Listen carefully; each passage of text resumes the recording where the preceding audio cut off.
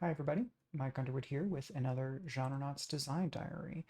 I was just playing with the playtest group last night, which was a very fun time, and we were doing downtime, and it led to a couple of pretty important realizations that I kind of had to do adjustments for right away, or chose to do adjustments for right away to make the rest of the session and the kind of flow of the campaign go more the way that I wanted to.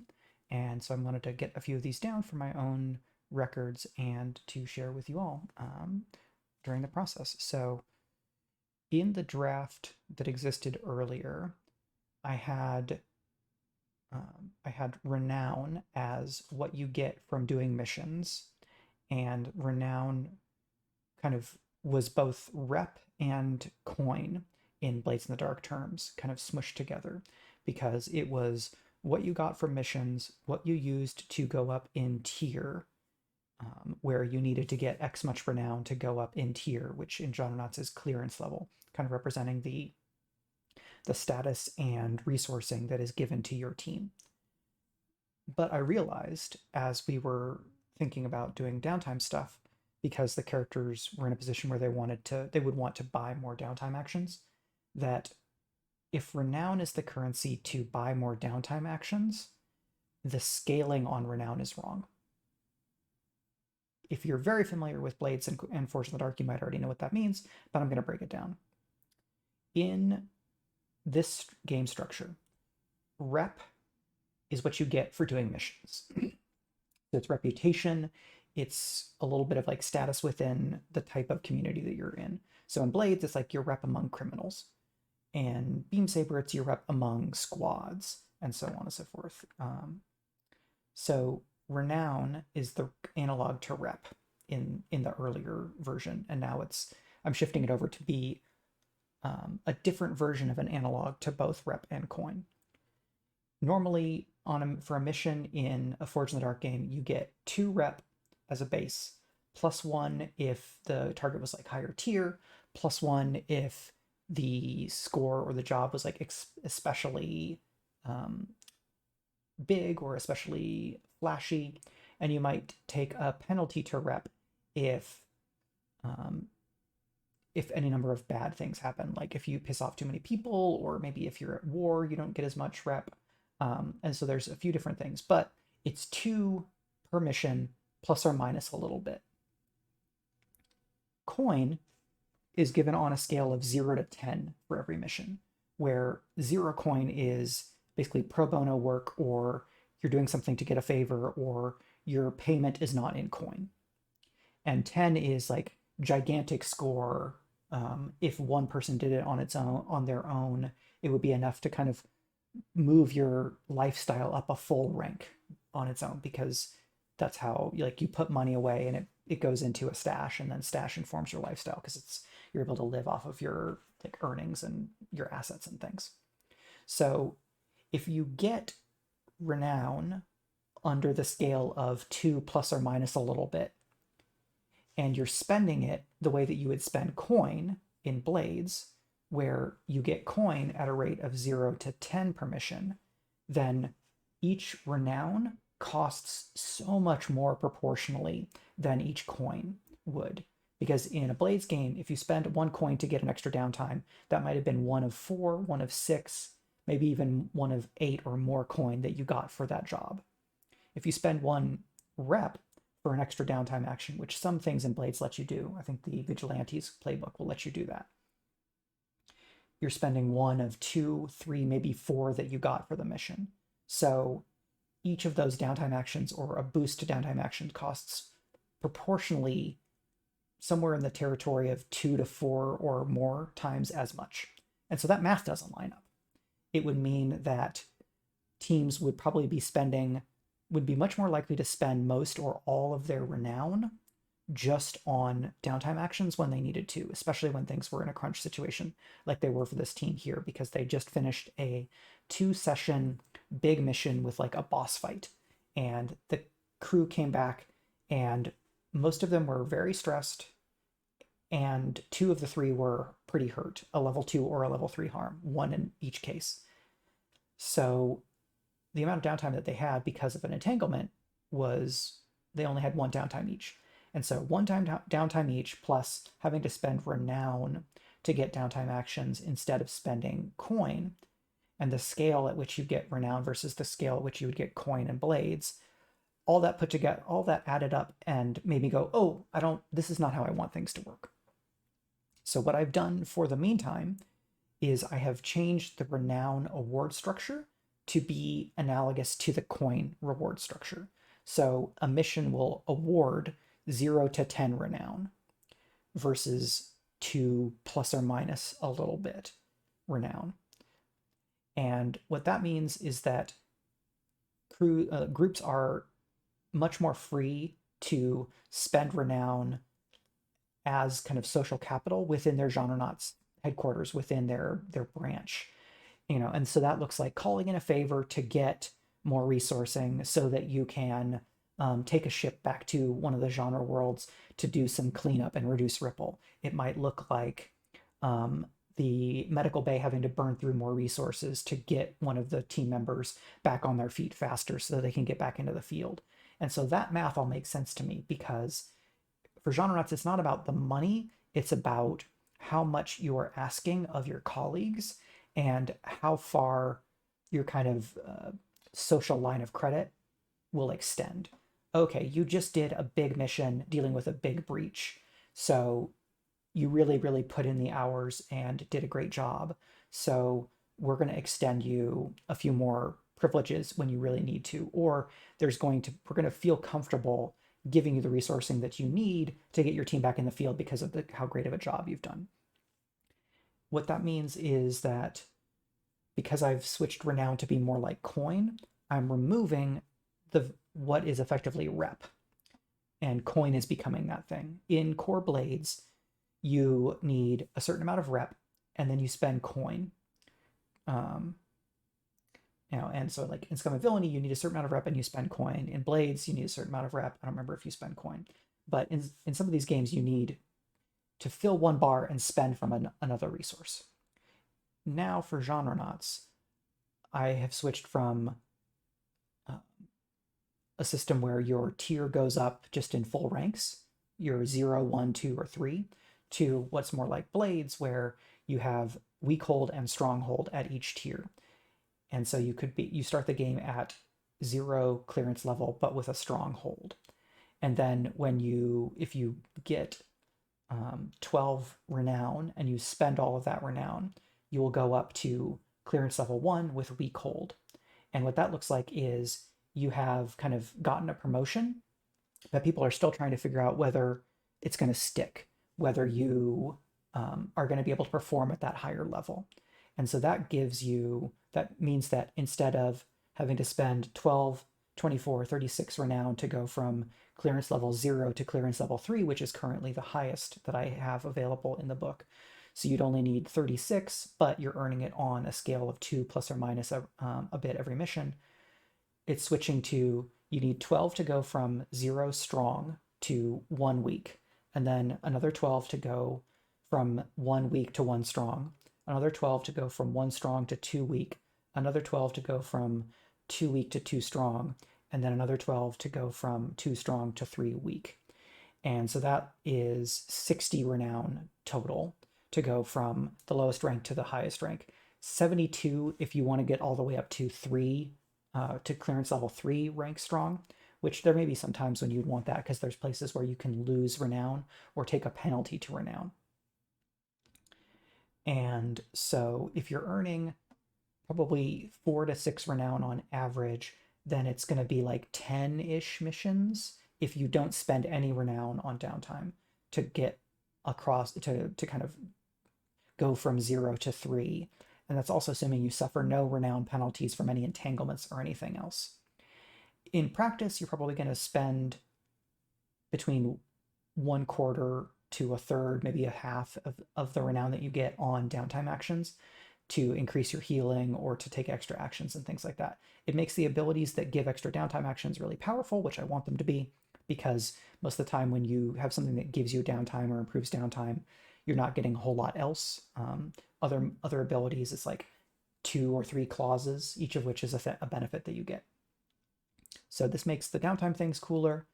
It means that there is there's like a thing to have to worry about and to budget, which in an earlier draft, it didn't really feel like there was as much. And so instead you're budgeting kind of social capital, which also puts more attention on the kind of the HQ downtime and social game. So instead of a faction system in the field being a thing, it's more like there are relationships between your team and other parts of the Genrenauts, different teams, support staff at the HQ. So you have a little bit of like the workplace drama, workplace procedural aspects, or workplace sitcom that you can play with. So that is all really cool. I had to basically talk that through with my players, who I'm very grateful for because they're all thoughtful people and we've all played together a lot. So we are in a position where we can communicate pretty effectively. Connected to that, another thing I was thinking about last night is to what degree should I reconsider entanglements? And I'm going to pull up my entanglements section here, and we are going to switch to another view real quick. Cool. So entanglements are all down here. Yes, mirroring.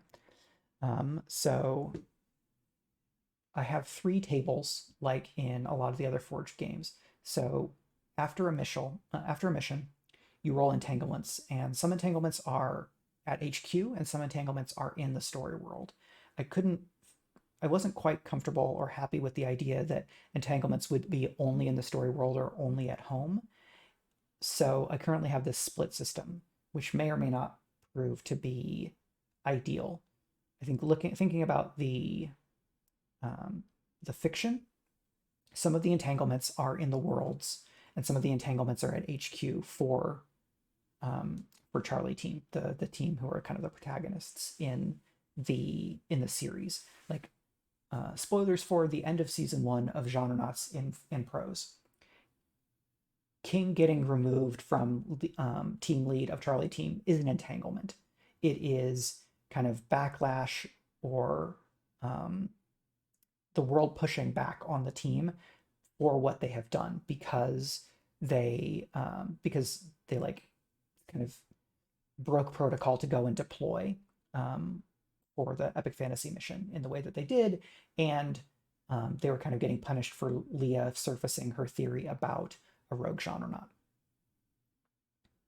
So that's an entanglement, and I think those type of entanglements are fun and can be really interesting. So I have council debrief and office drama are both HQ side entanglements, as is pinch hitters.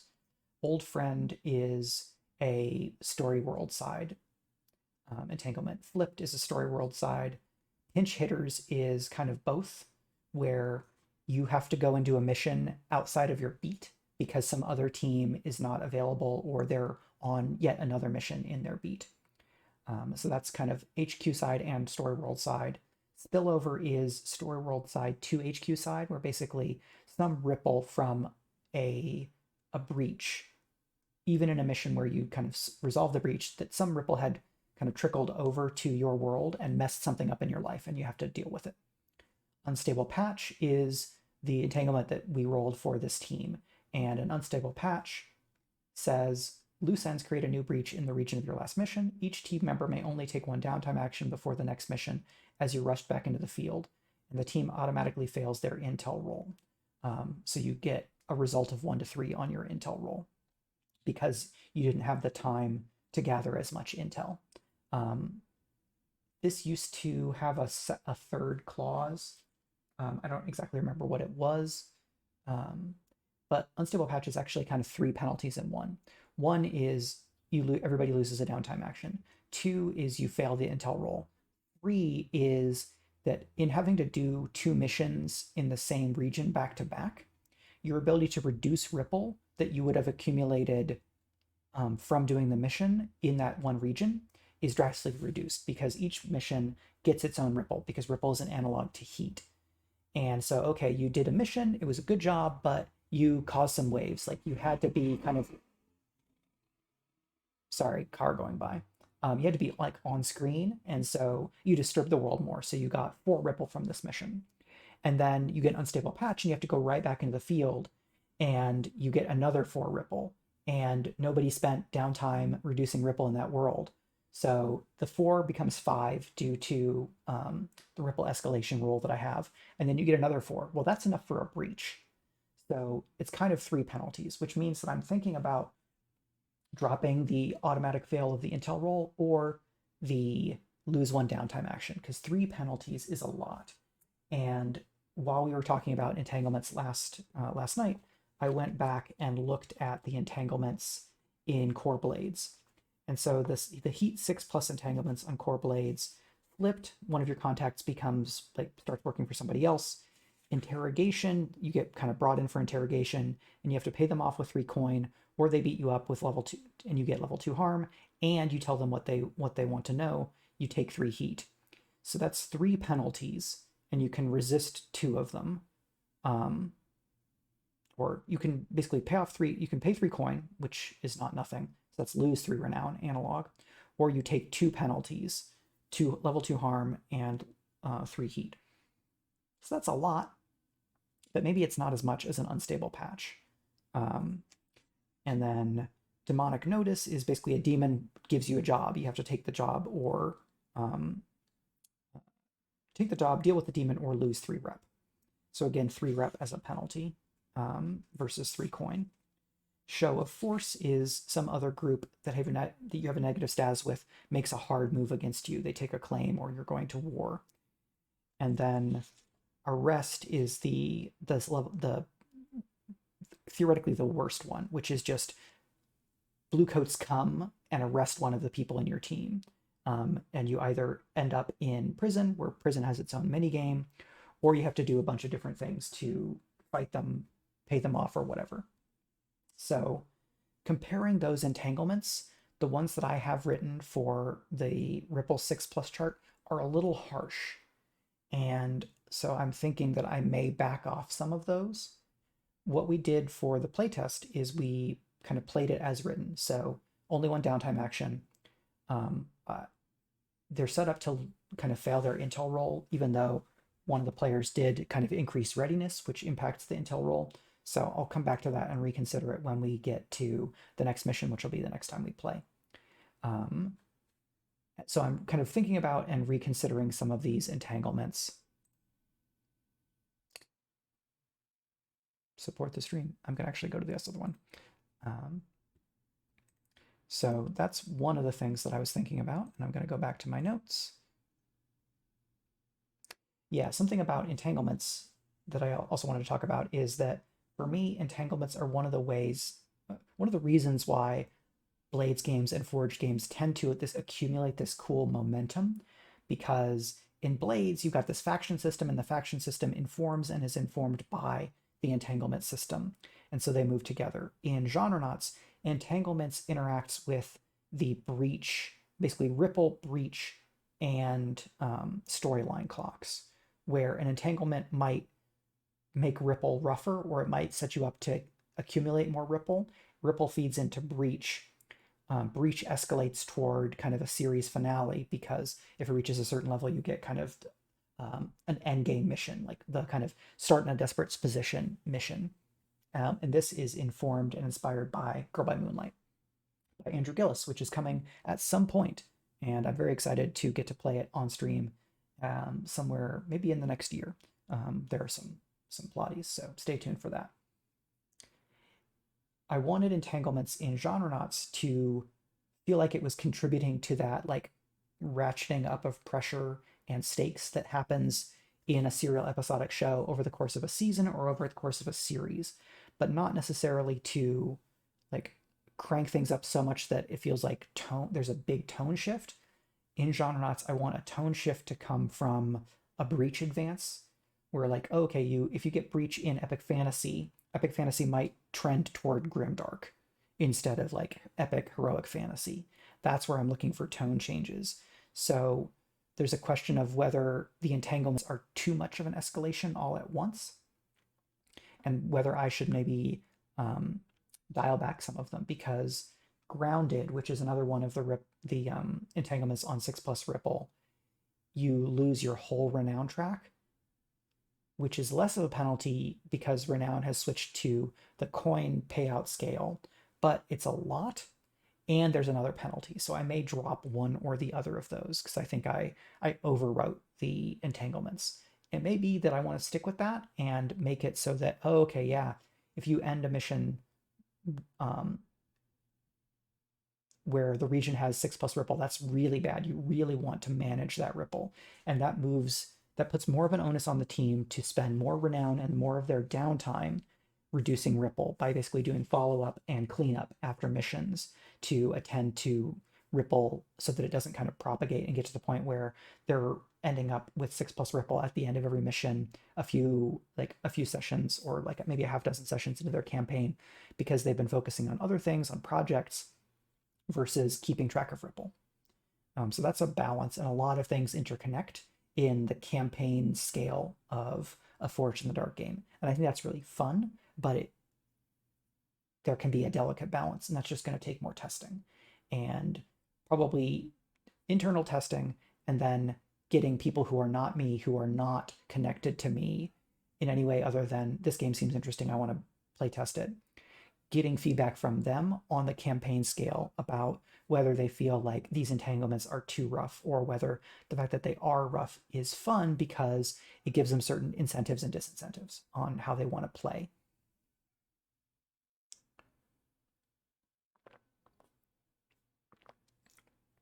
And so the last thing I wanted to talk about for now, inspired by yesterday, is bonds. And I recorded the last design diary last month, and I don't remember whether I had already introduced bonds. I think I did. The idea here is drawn on, I think it goes all the way back to keys in, that's Sorcerer? Keys have been around in the indie TTRPG design space since like the 2000s, the aughts. And I saw them in a couple of different places. Something like, I think that is actually Keys shows up in Lady Blackbird, which is another game by John Harper, who's the designer of Blades in the Dark. Keys are like a roleplay prompt and experience trigger. And so they feed into a number of different things. A few different Forged in the Dark games have beliefs, where it's like, oh, you have a beliefs about different characters in your group, or you have a bond with them. Court of Blades uses the term bonds, and each bond is written from the perspective of your player character about one of the other player characters. So I'm going to pull up some bonds for the improviser, which is one of the playbooks. Leah Tang is an improviser in the Prose series. So a bond might be, I know that blank wishes I would follow the plan more, but I'll show them I'm right. So that's about the improviser character believing that they're in the right when they go off book or when they adjust the plan in the fly, because that's kind of what the improviser playbook is about, is making those big swings and adjustments in the moment versus planning ahead of time, which is more like the dramaturge playbook, which is the kind of iconic dramaturge is Angstrom King. So I have 7 playbooks, 5 of which are based off of the main 5 Genrenauts, and 2 others are roles that I think make sense in Genrenauts, but are not covered by this team, and to get up to 7 playbooks, which is a pretty common number in various Forged in the Dark games. So if your improviser has this bond, I know X wishes that I would follow the plan more, but I'll show them I'm right.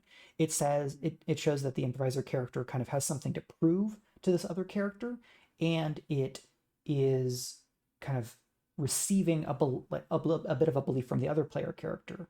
Whereas, okay, somebody else in the team is the kind of person who this character at least believes wishes the improviser would follow the plan more.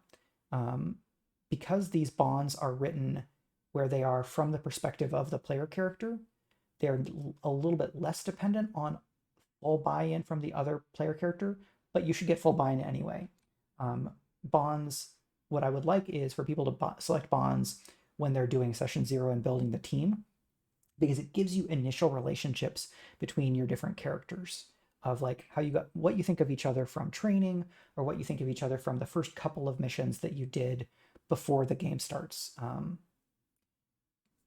having initial character relationships between PCs is something that I've become really fond of RPing in the last few years.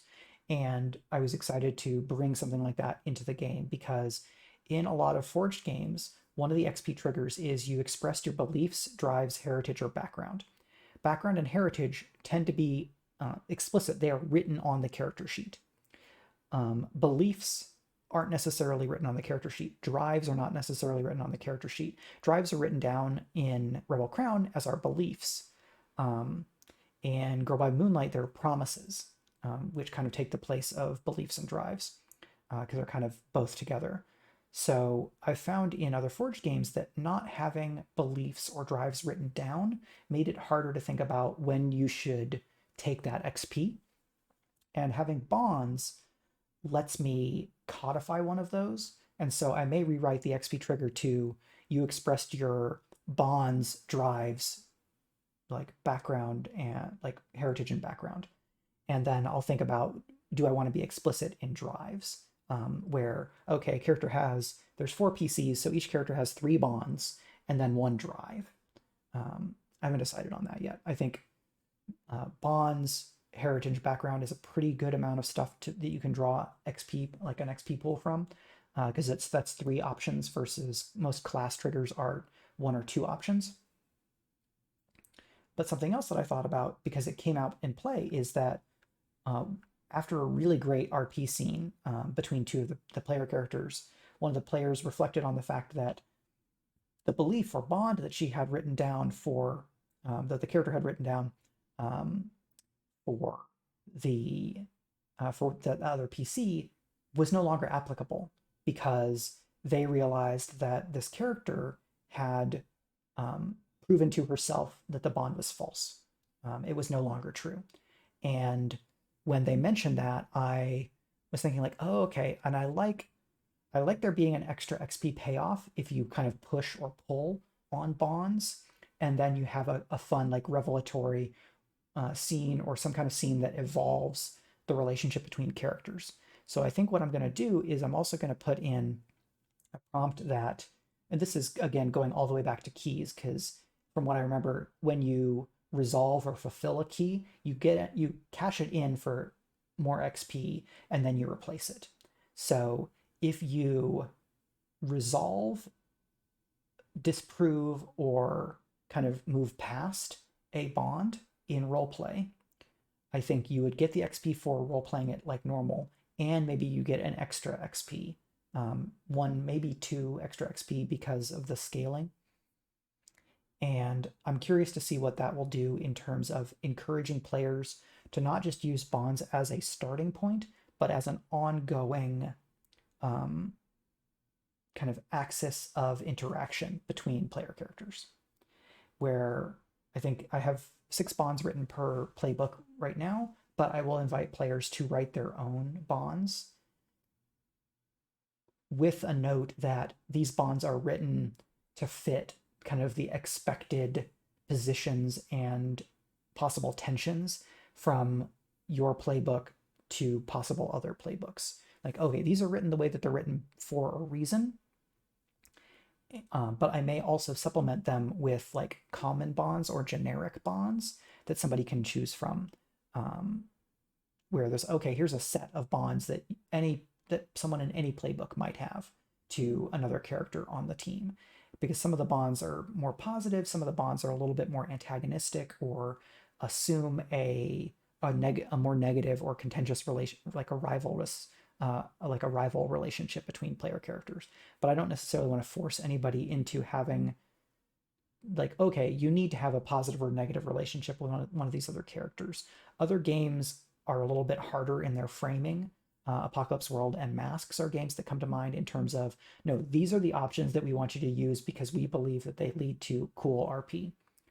I think in Genrenauts I want to be a little bit more hands off with that, but we'll see.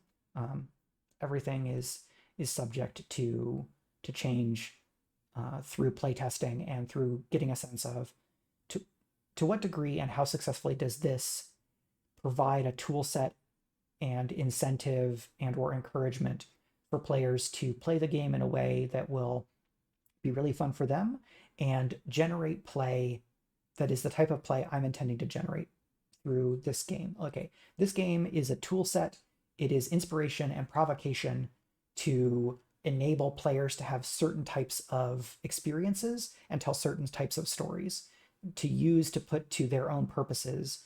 But I've put certain bounds on it because that's how the game will operate the way that I kind of want it to, so that I can set expectations more effectively for potential players. And so that they're going to have the experience that they're looking for, and that I'm going to be in a better position to be able to support people who are playing the game because I've not set them up um, to have their games operate so differently and so disparately from what I'm expecting that I can't support them as well.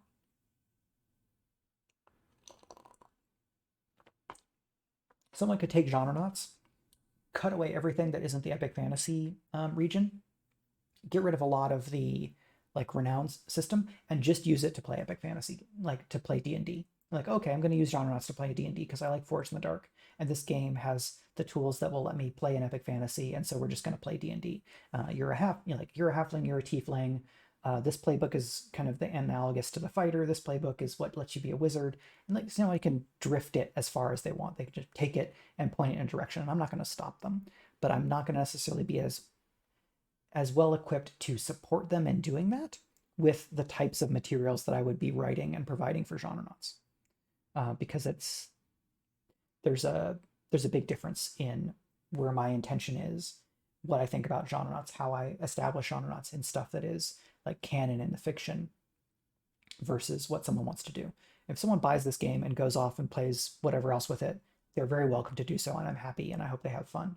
But if they come back and ask me for material and support to go and do this thing that is really far from my design intention, I may be less likely to do that unless it turns out that there's a bunch of people who are all taking this game in the same direction that I wasn't anticipating. And then maybe I will kind of pivot and try to support that, or encourage them to create materials and figure out some kind of like OGL equivalent,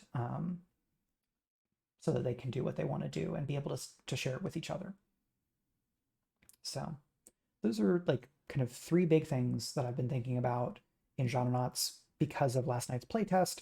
Some of them were kind of an iteration on or an evolution of things I was already thinking about, including like the rep renown coin system and like thinking about entanglements and XP.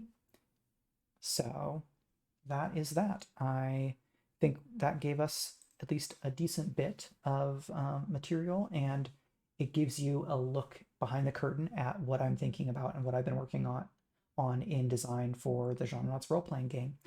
And I want to say thank you again to the lovely patrons who make this possible by supporting me, so that I can work on this very different thing than what I normally work on, which is like novels and short stories, because I have a novel that I'm going to be getting back to revision on, but right now it's off my desk. So I'm doing other things like this, making this video, and this afternoon I will be streaming, which I may see you there. I don't know whether this will be uploaded by then, so you might have already seen me there, because content lives forever on the internet, theoretically.